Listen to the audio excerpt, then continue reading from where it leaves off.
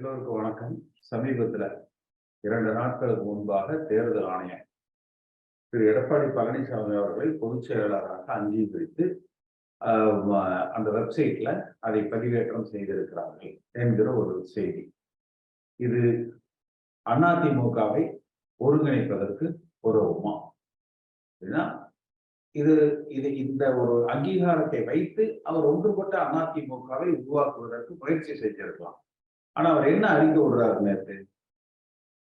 எல்லோரும் அவர் இடத்துல மன்னிப்பு கேட்டால் அது நேர்ல சந்திச்சு அவரால் அந்த பாவ மன்னிப்பு வழங்கப்படுறவங்க மட்டும்தான் கட்சியில சேர்த்துக் கொள்ளப்பட்டதாக கருதப்படுவார்கள், அறிவிக்கப்படுவார்கள் என்று சொல்றார். இதை கூட நேற்று நான் ஒரு தொலைக்காட்சியில் கூட சொன்னேன். புரட்சித் தலைவர் எம்ஜிஆர் அவர்கள் காலத்துல இது போல நீக்கங்கள் என்று இருந்தால் அத ஒரு பொதுக்குழுல கூட ஒரு மனைவி எந்திரிச்சு தலைவரை குடும்பத்தை சேர்த்து வைங்க அப்படிங்கிறாங்க. புரட்சித் தலைவர் எம்ஜிஆர் அவர்கள் ஏன் என்று கேட்கிறார். நீங்க புருஷனை கட்சி விட்டு நீக்கிட்டீங்க, அதுல இருந்து நான் அவரை வீட்டுக்குள்ளேயே விடுறதில்லை, நீங்க என்னைக்கு கட்சியில சேர்த்துறீங்களோ அன்னைக்கு தான் அவரை வீட்டுக்குள்ள அனுமதிப்பேன் அப்படின்னு சொல்றாரு. உடனே புரட்சித் தலைவர் எம்ஜிஆர் அவர்கள் சிரிச்சிடுறாரு. சிரிச்சிட்டு அப்பவே அதே கூட்டத்துல இந்த எல்லா நீக்கங்களும் ரத்து செய்யப்படுகிறது அப்படின்னு சொல்லி அறிவிச்சுட்டு போயிட்டார். அவர் உடனே எல்லாரும் வரிசையா நின்று பாவ மன்னிப்பு கேளுங்க அது மாதிரிலாம் சொல்லல. அதே போல திரு எஸ்.டி. சோமசுந்தரம் அவர்கள் எவ்வளவோ குற்றச்சாட்டுகள் மனக்கசப்புகள் இருந்தாலும் கூட அவர் எம்ஜிஆர் அவர்கள் எஸ்.டி.எஸ். சோமசுந்தரம் வீட்டுக்கு சென்று உங்க வீட்டுல தோசை நல்லா இருக்கும், தோசை ரெடி பண்ணுங்க அப்படின்னு சொல்லி சாப்பிட்டு எஸ்.டி.எஸ். கார்ல ஏத்திட்டு தலைமை கழகத்துக்கு கட்சியில இணைத்துக் கொள்கிறார். அதே போலதான் அம்மா காலத்துல திரு ஆர்.எம். வீரப்பன் அம்மாவே கார்ல அவரோட அழைத்து கொண்டு போய் தலைமை கழகத்துக்கு போய் அவரை இணைத்து அமைச்சராக்குகிறார். இதே போல பார்த்தீங்கன்னா அந்த போட்டி அதிமுகன்னு சொல்லிட்டு ஈரோடு திரு முத்துசாமி அவர்கள், கண்ணப்பன் இவங்கெல்லாம் அந்த போட்டி அதிமுகன்னு 97 காலகட்டங்கள்ல பிரிஞ்சு போனாங்க. அப்ப என்னிடத்துலதான் அம்மா அவர்களை அழைத்து நீங்கள் அவர்களோடு பேச்சுவார்த்தை நடத்துங்க, அவங்கள கட்சியில இணைக்கிறதுக்கு நீங்க ஏற்பாடு பண்ணுங்க, பேசி என்கிட்ட கூட்டுவாங்க என்று சொன்னார். அந்த எந்த காலகட்டங்களிலுமே எந்த தலைவருமே நீங்க அவர்களை மன்னிப்பு கடிதம் எழுதி கொடுத்து வந்தா தான் நாங்கள் கட்சியில சேர்த்துப்போம் என்றெல்லாம் சொன்னதே கிடையாது. இந்த ஒரு முட்டாப்பைய முனுசாமின்னு ஒருத்தர் தான், அந்த இருக்கிற இடம் வழங்காது. இதெல்லாம் அந்த ஆள் கொடுக்குற ஐடியா கூட எடப்பாடி பழனிசாமி அவர்களுக்கு இருக்கிற திமிர். ஏன்னா இதை நம்ம சில கடுமையான வார்த்தைகளை சொல்வதற்கு சங்கடமா இருக்குது. ஆனால் அது தேவைப்படுற இடத்துல நம்ம சொல்லித்தான் ஆகும். ஏன்னா இது அதிமுக என்கிற கட்சி எடப்பாடி பழனிசாமி அவர்களது பாட்டம் வீட்டு சொத்து அல்ல. இது புரட்சி தலைவர் எம்ஜிஆருடைய இயக்கம். இந்த இயக்கத்துல யாரையும் நீக்குவதற்கு அவருக்கு அதிகாரம் கிடையாது, பாவ மன்னிப்பு கொடுப்பதற்கும் அவருக்கு அதிகாரம் கிடையாது. இதெல்லாம் ஒரு தரைக்கணமாகத்தான் பார்க்கப்படுகிறது. இது கட்சியினுடைய எதிர்காலத்துக்கு நல்லதல்ல. நியாயமாக சொல்லி இருக்க வேண்டியது என்னன்னா, பழைய கசப்புகளை எல்லாம் மறப்போம், பிரிந்து இருந்ததுனால இன்றைக்கு திமுக ஆட்சி பொறுப்புக்கு வந்திருக்கு, விரைவில் நாடாளுமன்ற தேர்தல் வருது, அதுல நம்முடைய பலத்தை நாம நிரூபிக்கிறோம், சட்டமன்ற தேர்தலில் வெற்றி பெற்று ஆட்சி அமைக்க வேண்டும், அதனால அவரவர் கடந்த காலத்தை மறந்துவிட்டு எதிர்காலத்துல அதிமுக ஆட்சியை நிறுவ வேண்டும் என்கிற ஒற்றை நோக்கத்தோடு நாம் இணைந்து பணியாற்றுவோம், எல்லோரும் வாருங்க, நான் உங்களை அரவணைத்து செல்வதற்கு தயாராக இருக்கிறேன் என்று சொன்னால் அவன் தலைவர். எல்லாம் வரிசையா நில்லுங்க, என்னைத்தான் நேரடியா சந்திக்கணும், நான் அவ்வளவு பேருக்கும் பாவ மன்னிப்பு வழங்குறேன் அப்படின்னு சொன்னா அது அடாவடி. அது பல வார்த்தைகளை நம்ம சொல்லலாம், அது இன்னும் கடுமையாகுது. இது ஒன்று. அடுத்து திரு ஓ பன்னீர்செல்வம் அவர்கள் பார்த்தீங்கன்னா கொடநாடு வழக்குல விசாரித்து தீர்ப்பு கொடுக்கணும், அதாவது குற்றப்பத்திரிகை தாக்கல் செய்யணும்னு காலையில அறிவிக்கிறார். ஆனா மாலையில வருகிற செய்தி வருகிற 28ஆம் தேதி அதுல குற்றப்பத்திரிகை முதல் தகவல், அதாவது ஒரு பிரிலிமினரி, அதாவது குற்றப்பத்திரிகையில 2-3 பண்ணுவாங்க, அடிஷனல் சார்ஜ் ஷீட் அதுக்கப்புறம் போடுவாங்க. இப்ப உடனடியாக ஒரு குற்றப்பத்திரிகை தாக்கல் செய்ய இருக்கிறாங்க. அதுல அம்மாவின் அந்த கொடநாடு கொலை கொள்ளை வழக்குல இருக்கிற குற்றவாளிகள் யார் என்பதை பற்றி தமிழ்நாடு அரசாங்கம், காவல்துறை என்ன முடிவெடுக்க போறாங்க அப்படிங்கிறத நம்ம பார்க்கணும். அது அரசியல்ல எந்த அளவுக்கு எதிரொலிக்கும்.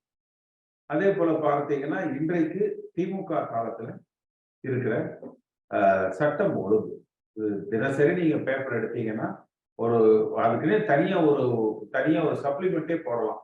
எங்கெங்கெல்லாம் கொலை, எங்க கொள்ளை, எங்க கற்பழிப்பு, எங்க அடிதடி, எங்க திமுக காரங்களுடைய அடாவடி, இதுக்கு மட்டும் ஒரு சப்ளிமெண்ட் போடுவோம் தினசரி.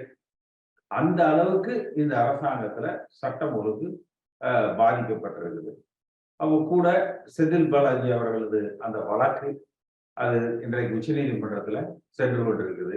புதுசா வேற அமைச்சர் 90 எம்எல்ஏ ஒண்ணு புதுசா கொடுக்குறோம் என்று அவர் ஒரு அறிவிப்பை ஏதோ கொடுக்கிறாரு. அதே போல காலையில 9 to 11 சரக்கு வேணுங்கிறவங்களுக்கு என்ன செய்யறது, அவங்க எல்லாம் ரொம்ப சிரமப்படுறாங்க, அதனால அதுக்கு நாங்க ஏதாவது ஏற்பாடு செய்யறோம், வேலைக்கு போறதுக்கு முன்னாடி கொஞ்சம் குடிச்சிட்டு போனா தான் அவங்க நல்லா தெம்ப வேலை செய்வாங்க அப்படிங்கிறாரு. அப்ப அதே மாதிரி அரசு அலுவலகங்கள்ல வர்றவங்களும் என்ன குடிச்சிட்டு வேலை செய்வாங்களா, பல்வேறு பணிகள்ல இருக்கிறவங்க குடிச்சிட்டு வேலை செய்வாங்களா, அதே போல வண்டி வாகனங்கள் ட்ரங்க் அண்ட் டிரைவுக்கு குடிபோதையில் வாகனம் ஓட்டுனா தப்புன்னு ஒரு பக்கம் அரசாங்கம் சொல்லுது. ஆனா காலையில நீங்க குடிச்சிட்டு வேலைக்கு போங்க, நாங்க சரக்கு ரெடியா வச்சு சப்ளை பண்றோம் என்று ஒரு பக்கம் அரசாங்கம் சொல்லுது. இந்த அது அதாவது ரொம்ப வேதனையான விஷயம் என்னன்னா, உள்துறை செயலாளர் அமுதா ஐஏஎஸ் அந்தமா பெண்கள் மத்தியில இந்த குடிப்பழக்கம், இந்த டாஸ்மாக் இதை எவ்வளவு கடுமையாக எதிர்க்கிறாங்கன்னு தெரியும். ஆனா அந்த அமுதா ஐஏஎஸ் உட்கார்ந்து 90 ml டெட்ரா பாக்கெட்ல நாங்க விற்கிறோங்கிறதையும், காலையில 9 to 11க்கு நாங்க சரக்கு சப்ளை பண்றோம் என்பதையும், இது நம்ம சரக்கு சண்முகம் கூட இதை ஏற்றுக்க மாட்டார், இது தப்புன்னு தான் சொல்லுவார். அதனால இந்த நிலையில கேலி கூத்தாக திமுகவுடைய அரசாங்கம் அதனுடைய செயல்பாடுகள் இருந்துகிட்டு இருக்கு. அப்ப அதிமுக என்கிற மாபெரும் இயக்கம் ஒற்றுமைப்படுத்தப்பட்டு ஒன்றுபட்ட அதிமுகவாக பாஜக கூட்டணி இல்லாத தனித்து எம்ஜிஆர் அம்மா வழிவந்த அதிமுகவாக போட்டியிடணும். ஆனா இதுலயும் போட்டி, அதாவது எடப்பாடி பழனிசாமியை மோடி அவர்கள் அழைத்து விட்டார். அந்த என்டிஏ தேசிய ஜனநாயக கூட்டணியில அவங்க அழைச்சிருக்கிறாங்க. அதே அவருக்கு பெரிய ஒரு விமோசனம் கிடைச்ச மாதிரி அதை அவர் பெருசா நினைக்கிறார். நமக்கு எதுக்கு பாஜக கூட்டணி என்று அம்மா காலத்துல இருந்தது. இன்றைக்கு அந்த அழைப்புக்கே இவர் உள்ள காகிதம் அடைகிறாரு. இன்னொரு பக்கம் பன்னீர்செல்வம் தன்னை அழைக்கவில்லை என்று ஏக்கத்தோடு மோடியை பார்த்துக்கிட்டு இருக்கிறார். நான் தான் உங்களுக்கு ரொம்ப விசுவாசமானவன், என்ன அழைக்காம விட்டுட்டீங்களே என்று. அப்ப இந்த 2 அடிமைகளுமே மாறி மாறி பாஜகவுக்கு அடிமைகளாகத்தான் தொடர்றாங்க. இது எந்த அதிமுக தொடர்களும் விரும்பல. நம்மை பொறுத்தவரை 4 கொள்கைகள் தான். ஒன்றுபட்ட அதிமுக, பாஜக இல்லாத கூட்டணி, தொண்டர்களால தேர்ந்தெடுக்கப்படுகிற தலைமை, லஞ்சம், ஊழல், சாதி, மதம் இதற்கு அப்பாற்பட்ட அதிமுக உருவாக்கப்பட வேண்டும். அது வலிமைப்படுத்தப்பட வேண்டும். மீண்டும் ஆளுகிற கட்சியாக அதிமுக வரணும். வருகிற நாடாளுமன்ற தேர்தலில் 40ஐயும் நாம் வென்றெடுக்கணும். சசிகலாவை நம்பியோ, தினகரனை நம்பியோ, எடப்பாடியை நம்பியோ, ஓபிஎஸ் நம்பியோ அதிமுக இல்ல. புரட்சி தலைவர் எம்ஜிஆர் அவர்களையும் அம்மாவை நம்பித்தான் அதிமுக இருக்கு. அப்ப அவர்கள் வழி வந்த தொண்டர்கள் ஒருங்கிணைந்து நம்ம ஒரு முடிவு எடுத்து நம்ம பயணிக்கணுமே ஒழிய, ஒரு தொகுதிக்கு, ஒரு சட்டமன்ற தொகுதியில ஒரு 1000 அதிமுக தொண்டர்கள் ஒருங்கிணைந்து ஒரு முடிவு எடுத்தா, தமிழ்நாடு முழுக்க அது போல தொகுதிக்கு 1000 பேர் 234 தொகுதியில ஒரு முடிவெடுத்து ஒரு திசையில நம்ம பயணிச்சோம்னா அவங்க எல்லாம் நம்ம பின்னாடி வந்துடுவாங்க. இந்த தலைவர்கள்ங்கிறவங்க சுயநலவாதிகள். அவங்களுக்கு எங்க போனா பதவி கிடைக்குமோ அங்க தேடி ஓடியாந்துருவாங்க. அவங்க கிட்ட பெரிய லட்சியம் அதெல்லாம் ஒண்ணும் கிடையாது. எங்க போனா சீஃப் மினிஸ்டர் ஆக முடியும், எங்க போனா துணை முதல்வர் ஆக முடியும், எங்க போனா மந்திரி ஆக முடியும், நல்ல வளமான துறை போர்ட்போலியோ எது கிடைக்கும், அவ்வளவுதான். அதனால இவங்க எல்லாம் ஒன்றும் எம்ஜிஆர் பார்த்தவங்களும் கிடையாது, எம்ஜிஆர் சினிமால தான் பார்த்திருப்பாங்க இவங்க எல்லாம். அதனால இவர்களுக்கு நம்ம ஒன்றும் பெரிய முக்கியத்துவம் கொடுக்க வேண்டாம். ஆனா ஒன்றுபட்ட அதிமுகவை நம்ம உருவாக்குவோம், அது தொண்டர்களால உருவாக்கப்படணும். ஏன்னா புரட்சி தலைவர் எம்ஜிஆர் மறைந்த காலகட்டங்கள்ல ஜார்ஜ் அணி இணைக்கப்பட்ட பொழுது இப்படித்தான். ஆரம்பேரப்பன் ஒத்துக்கல, பாவு சண்முகம் ஒத்துக்கல, பொன்னையன் ஒத்துக்கல, PH பாண்டியன் ஒத்துக்கல. ஆனா தொண்டர்கள் ஒரு முடிவெடுத்து எல்லாரும் ஒருங்கிணைச்சு பயணிச்சாங்க. ஆட்டோமேட்டிக்கா அந்த இணைப்பு என்பது வந்து நடந்துருச்சு. ஒன்றுபட்ட அதிமுக உருவாயிடுச்சு. அது மாதிரி இப்ப நம்ம அதை செய்வோம். இப்ப தேர்தல் ஆணையம் வந்து புதுசா ஏத்துக்கல. இவர் வந்து அந்த கர்நாடகால எலெக்ஷன் நடக்கிற பொழுது டெல்லி ஹைகோர்ட்ல வந்து ஒரு உத்தரவு வாங்கி நீங்க நீதிமன்றங்களால் மறு உத்தரவு வர வரை எடப்பாடி பழனிசாமி இரட்டை இலை சின்னத்துல கையெழுத்து போடலாம்னு ஒரு உத்தரவு கொடுத்தாங்க.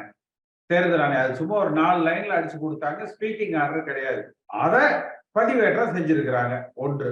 2வது வந்து இபிஎஸும் ஓபிஎஸும் ஒன்னா இருந்த போது கிளைக்கழகம் அந்த மற்ற நிர்வாகிகள் அதெல்லாம் தேர்தல் நடத்துனாங்க. அந்த நிர்வாகிகள் பட்டியல பதிவேற்றம் செஞ்சிருக்கிறாங்க. ஆனா இது ஏதோ புதுசா தேர்தல் ஆணையம் இன்னைக்கு நேற்று ஒரு புதிதா ஒரு அங்கீகாரத்தை கொடுத்த மாதிரி இவங்க வெளியில போலியாக அது சொல்றாங்க. அது உண்மை இல்லை. அடுத்து பாரதிய ஜனதா கட்சியினுடைய பின்புலத்துல பாரதிய ஜனதா கட்சியோடு கூட்டு வச்சுக்கிறேன், உங்களோட நான் அடிமையா இருக்கிறேன், நீங்க சொல்றது மட்டுமே தான் கேட்பேன் அப்படிங்கிற அந்த உத்தரவாதத்துல மட்டும்தான் எடப்பாடி பழனிசாமிக்கு ரெட்டலை சின்னத்துல கையெழுத்து போடுற உரிமையை கொடுத்திருக்கிறாங்க. எந்த காலத்திலேயாவது இவர் பாஜக எதிர்ப்பு அப்படின்னு கனவுல நினைச்சாருன்னா கூட கம்பி எண்ணணும். அந்த சூழ்நிலைக்கு அவங்க ஆளாக்கிடுவாங்க. அது செந்தில் பாலாஜி மாதிரி இவருக்கு அப்புறம் நெஞ்சு வலி வரும், ஹாஸ்பிட்டல் வரும், இது எல்லாமே வந்து நடக்கும். அதனால அதிமுக என்கிற இயக்கத்தை எடப்பாடி பழனிசாமி பெரிய அளவுல எம்ஜிஆர் வழியிலையோ ஜெயலலிதா அம்மா வழியிலையோ காப்பாற்றுறதுக்கு இது அவர் வாங்கல. பாஜகவுக்கு அனுசரணையா போய் அவரோடு இருக்கிற அந்த மந்திரிகளுக்கும் அவருக்கும் இந்த வருமான வரித்துறை, என்போர்ஸ்மெண்ட் டைரக்டரேட், சிபிஐ இன்னும் முடிஞ்சா தமிழ்நாடு அரசாங்கத்துக்கு அழுத்தம் கொடுத்து யாரையும் கைது செய்யக்கூடாது. இந்த மாதிரி தான். அதாவது 77, 80ல ஆட்சியை கலைச்சிடுறாங்க. 80 அப்ப ஒவ்வொரு சட்டமன்ற உறுப்பினர்களுக்கும் ஊருக்கு கிளம்பி போறதுக்கு பஸ்ஸுக்கு காசு இல்ல. சிட்டிங் எம்எல்ஏ 2.5 வருஷம் ஆட்சி முடிஞ்சதற்கு பிறகு இது வந்து எம்ஜிஆரே அதிமுக பொதுக்குழுல சொன்னது. அவர் வந்து அந்த படம் எடுக்கிற பைனான்சியர் கிட்ட சத்யா ஸ்டுடியோவை அடகு வச்சு 4 கோடி ரூபாய் வாங்கி ஒவ்வொரு எம்எல்ஏக்கும் 20,000, 25,000 ரூபாய் கொடுத்து அனுப்பிச்சிட்டு அந்த தேர்தலை வந்து செலவு பண்ணி தேர்தல் செலவையும் முழுக்க அவர் செய்து அந்த மீண்டும் 80ல வந்து ஆட்சிக்கு வந்தார். ஆனா அதிமுகவிலையும் கூட இந்த சசிகலா அவர்கள் எல்லாம் வந்து கொஞ்சம் முன்னுக்கு வந்ததற்கு பிறகு செந்தில் பாலாஜி உருவாக்குனது யாரு? எடப்பாடி பழனிசாமி உருவாக்குனது யாரு? தங்கமணி உருவாக்குனது யாரு? ஓ பன்னீர்செல்வத்தை உருவாக்குனது யாரு? இவங்க எல்லாமே நான் அடிக்கடி சொல்லுவேன், இந்த விவசாயத்துல அதிக விளைச்சல் தரக்கூடிய சில ரகங்கள் இருக்கும். அது மாதிரி ஹைபிரிட் ரகங்கள் இவங்க. அதாவது அரசியல்ல பணம் சம்பாரிச்சு அதை அரசியல் முதலீடு செஞ்சு அதுல வரும்படி எடுத்து அதை மீண்டும் வச்சு அரசியல். இது வந்து அவங்க புரிஞ்சுக்க மாட்டேங்கிறாங்க. அதனாலதான் என்ன ஆகுது, வந்து இன்னைக்கு பாஜகவுக்கு பயப்படுறாங்க, தைரியமா எதிர்ப்பு. இதுக்கு புரட்சி தலைவர் எம்ஜிஆர் அவர்கள் இந்த இயக்கம் ஒரு தொலைநோக்கு சிந்தனையோட பல 100, 1000 ஆண்டுகளுக்கு இந்த இயக்கம் வலுவோடு இருக்கணும்னு தான் அவர் என்ன செஞ்சாரு, சத்யா ஸ்டுடியோவை அதிமுக கட்சிக்கு எழுதி கொடுத்தார். சத்யா ஸ்டுடியோல இருந்து வரக்கூடிய வருமானத்துல கட்சி நடத்தணும் என்று அதிமுக கட்சிக்கு 1000 கோடி ரூபாய்க்கு மேல போகும். இன்னைக்கு அந்த சத்யா ஸ்டுடியோவை அதிமுக கட்சிக்கு எழுதி கொடுத்து இந்த வருமானத்துல இந்த கட்சியை நடத்துங்க, இன்னும் அவருடைய சொத்துல வர்ற வருமானத்துல கட்சி நடத்த சொன்னாரே ஒழிய நீங்க யாரும் கொள்ளையடிச்சு லஞ்சம் வாங்கி சம்பாரிச்சு கொண்டாந்தீங்க கட்சி நடத்தாதீங்க. அதுதான். அதே போல என்ன சொன்னாரு, நீங்க மத்திய அரசாங்கத்தை, சிபிஐ, என்போர்ஸ்மெண்ட் டைரக்டரேட்டை கண்டு பயப்படணுங்கிற அவசியம் இல்லை. எப்ப தொண்டர்களால ஒரு தலைமை தேர்ந்தெடுக்கப்பட்டு லஞ்சம் ஊழலுக்கு அப்பாற்பட்ட ஒரு ஆட்சியை அந்த கட்சி நடத்துற பொழுது நீங்க மத்திய அரசாங்கத்தை கண்டு பயப்படணுங்கிறது இல்ல, மாநில அரசாங்கத்தை கண்டு பயப்படணுங்கிறது இல்ல. நம்முடைய நோக்கமெல்லாம் நம்ம பதவிக்கு வரணுங்கிறது இல்ல, அந்த உண்மையான நேர்மையான ஒரு தமிழ்நாட்டில் இன்னைக்கு பார்த்தீங்கன்னா நல்ல அரசியல் கட்சிக்கும் அரசியல் தலைவர்களுக்குமே பஞ்சம். நீங்க பாஜக மதவாதம், நீங்க ஸ்டாலின் எடுத்துக்கங்க குடும்ப கொள்ளை வாரிசு அரசியல், எடுத்துக்கங்க கூட்டு கொள்ளை, ஓ பன்னீர்செல்வம் எடுத்துக்கங்க அவரும் விதிவிலக்கு பங்குதாரரா சேர்த்துக்கங்கன்னு தான் அவர் எடப்பாடி பழனிசாமி கூட பேசிட்டு இருக்காரு. சசிகலா தினகரன் எடுத்துக்கங்க, இதுக்கு ஊழலினுடைய அஸ்திவாரமே இவங்க தான். அப்ப அப்ப இதுகளும் நமக்கு வந்து சரியா வராது. இன்னைக்கு காங்கிரஸ் கட்சி வந்து காணாம போய் கிடக்குறாங்க. சீமான் பார்த்தீங்கன்னா இலங்கை தமிழர்களை வச்சு காலத்தை ஓட்டிக்கிட்டு இருக்கிறாரு. அது ஒரு 5% வாக்கு வந்து அவர் தாண்ட மாட்டாரு. அப்ப தமிழ்நாட்டினுடைய எதிர்காலம் என்பது எம்ஜிஆர் வழி வந்தவர்கள், எம்ஜிஆர் தொண்டர்களால், எம்ஜிஆர் பக்தர்களால் ஒன்றிணைக்கப்பட்ட அதிமுக. இத எனக்கு தேவையெல்லாம் ஒன்று திரண்டாலே போதும், நம் ஒரு மாற்றத்தை உருவாக்கலாம். நிச்சயமாக அந்த 4 நம்முடைய அந்த கொள்கைகள்ல நம்ம பயணிப்போம். ஒரு தொகுதிக்கு 1000 பேர் ஒருங்கிணைந்து அந்த ஒரு நல்ல மாற்றத்தை அதிமுகவுல அதன் தலைமையில தமிழகத்துல ஒரு நல்ல அரசியல் சூழலை அதிமுகவை ஆளுகிற இயக்கமாக உருவெடுப்பதற்கு நம்மாலான பணிகளை நம்ம செய்வோம்.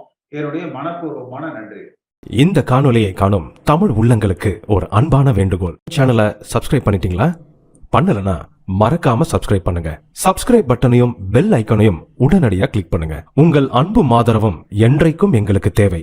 நன்றி.